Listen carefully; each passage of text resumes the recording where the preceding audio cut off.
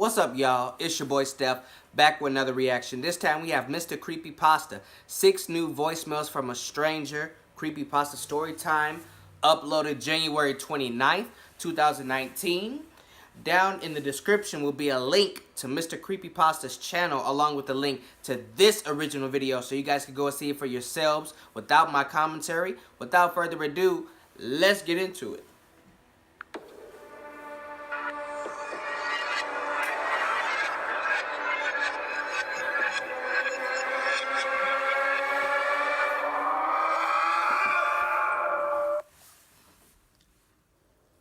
A true story by Matt This morning I woke up to 6 unread voicemails. Richardson. The contents are rather disturbing. And so here they are, transcribed. The notes in brackets and outside quotations are my own. The rest of the voice is of a tired, old man that speaks in extended sentences and hints of a local Jersey accent. It's quite the story to tell. The first voicemail. 2 a.m. Persistent beeping chirps in the background throughout the call. Hey, honey, it's me. I was hoping you would answer the phone because I need to talk to you about stuff I need for this room. Probably wondering who this is since you don't recognize the number, but it's me. The hospital. You get the message, call me back, would you please? I love you. Bye. I need some wipes, some hand wipes, some honey wipes. Probably know about the hand wipes since we were running low, but the honey wipes, the ones we opened when you were here, are all dried up.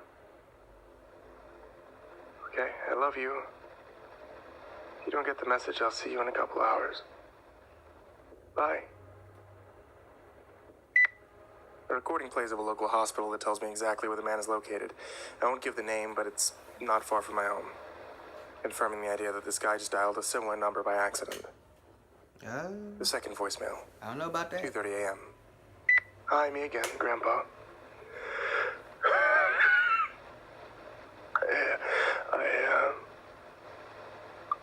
I hope I didn't disturb you, hon. I know it's late, and your mom doesn't like me calling this late, but it's a bit lonely here. Thought you wouldn't mind. Love you so much. This is Grandpa, by the way. I called again because I wanted to remind you to bring my sweater. It's a bit cold here. The red one you got me, I know we don't celebrate, but everyone is so dressed up. I think it would be nice to fit in. I hope you can find it. At this point, the pauses are so consistent that I wonder whether the man is stopping to gather his thoughts or observe something in the room with him. His next line confirms my suspicions as the latter. I have a roommate now, so he says. He's got one of those funny foreign names that are so tough to pronounce. Pluto, something like that. Pluto, that still can't be right. Anyway, good night. I love you so much, sweetheart. I'll see you in the morning. Third voicemail. 3 a.m. Grandpa again, honey. It's so cold here, I don't know why. I asked the young, pretty nurse about the temperature, but she told me that I should just bundle up.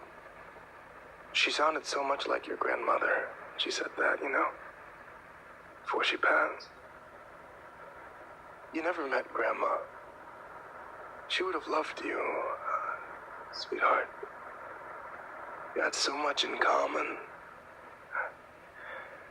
I think I'm gonna need more sweaters. I hope that doesn't burden you too much, but I know that's what I am now to your mother, at least. Just a burden. Sometimes I wish the good Lord would take me sooner. Oh, wow. It's depressing. Yeah, okay. The machine begins to beep louder for reasons I do not know. Okay, I love you. Bye. The fourth voicemail, 4 a.m. There's some folks in my room.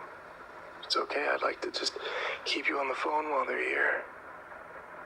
There's some chattering noises in the background. I hear a female voice, a gruff man, a squealing baby. Mallory,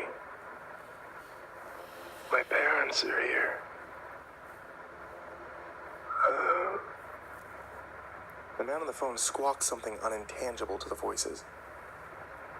The gruff male voice in the background shouts back in return. My father always was such a mean man.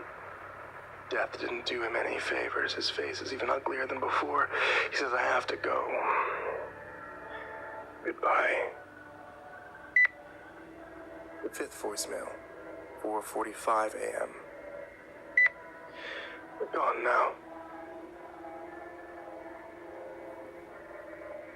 Mallory, I don't know what's happening. I'm scared. Pluto is gone now. His bed is freshly made like nobody ever stayed there to begin with.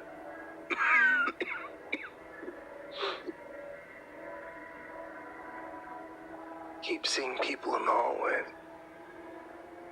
A couple of them peeked into my room. This place looks busier than Grand Central Station, but it's the middle of the night. And I recognize some of these people, too. It's the funniest thing.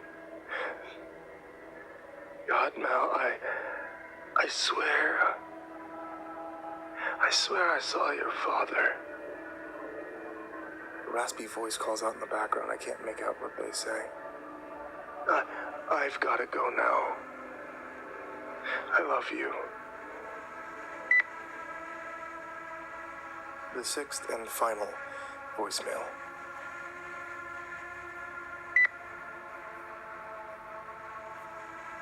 I love you so much. I know, I tell you every day, but you need to hear it every day because one day you wouldn't have any more days left, you know. I worried about that day a lot, but I don't anymore. I love you. I love you. I love you. I love you. Tell your mom for me, will you? I only have time to call one person.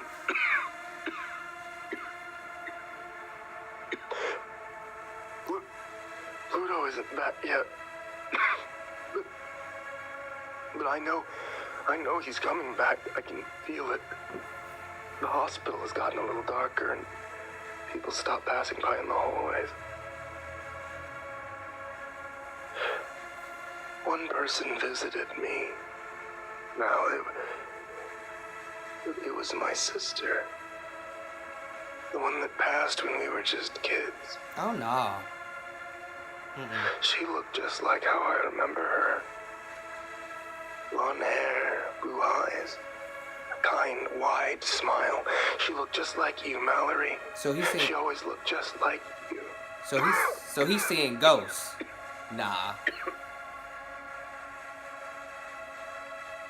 Spasming cough lasts an entire full minute. Take me now. He gasps and chugs down a glass of water or juice or whatever they gave him there. She told me not to be scared of the axe. She told me it would be okay. She said, I know about that. Son, do not wait and stutter when Pluto asks you to go. There's a time and a place. For everything. A time in which every soul will know. So I think I gotta go. I love you. This is more depressing than creepy. I love you. I love you. I love you.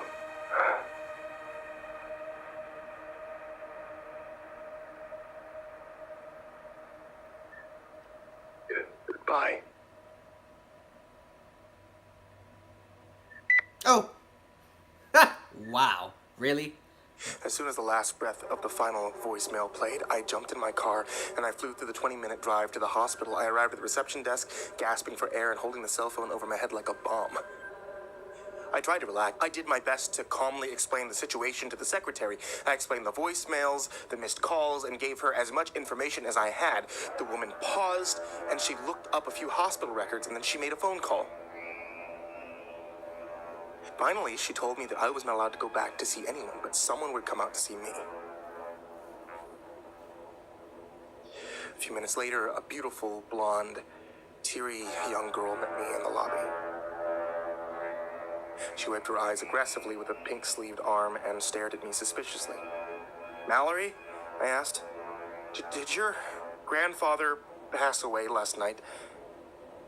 She sniffled and nodded at me, obviously suspicious and a little concerned. "You need to listen to this." I led her towards a groove of comfy chairs where we both sat down, and I pulled up the voicemail app on my phone. I told the very confused girl to brace herself for something even more unusual than me. And then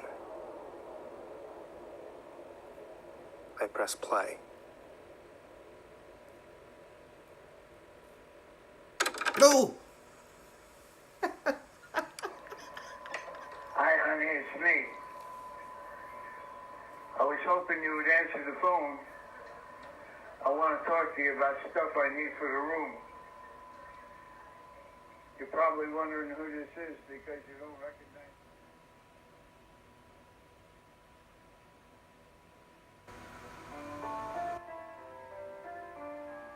Hey there kids, it's me, Mr. CreepyPasta, and once again, it's the end of tonight's video, so I want to tell you all thank you for listening or watching however you hear my voice. Whether it be on YouTube or on the podcast, thank you so much for being here with me. There's going to be a new story every Tuesday, Thursday, Saturday, and Sunday night right here on YouTube, or if you're not watching on YouTube, that means the podcast gets updated on SoundCloud, Apple, Google Play, and now the podcast is on Spotify. So if it's easier for you guys to listen there than it is to listen on YouTube, then hey, not such a bad deal, right? As always, any support you guys give towards Mr. CreepyPasta Storytime really does help me out. I can actually keep the lights on in the house, and I can get nice little cat treats for Hercules. Okay, sorry for taking up so much of your time. Thank you guys for listening once again, and sweet dreams. Again, that was one of those more sad and depressing than creepy or scary creepypastas. Actually, the creepiest part about that were the random noises, the voicemail recorder or whatever starting up, the beep, I don't know. I was so into the story and listening that, you know, when those noises came up and how loud they were, it just caught me off guard. But what do y'all think of the story? Leave your comments down below.